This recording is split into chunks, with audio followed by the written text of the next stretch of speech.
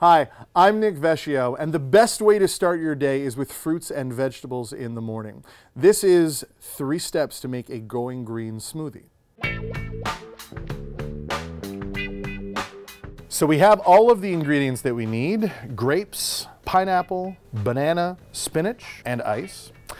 Step 1, let's put our ingredients in, and what we want to make sure of is that we're putting the juiciest, softest things at the bottom of our container, and then working our way up to the hardest, driest, and most frozen on the top. And with the magic of camera work, we'll speed this up a lot for you.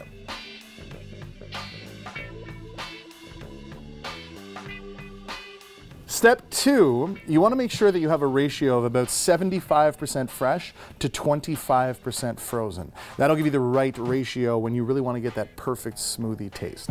Step 3, turn it on and blend to desired consistency. If you really like a thicker smoothie, you can turn it off now. If you want more of a juice consistency, wait till it starts to splash around and looks more like a fluid liquid.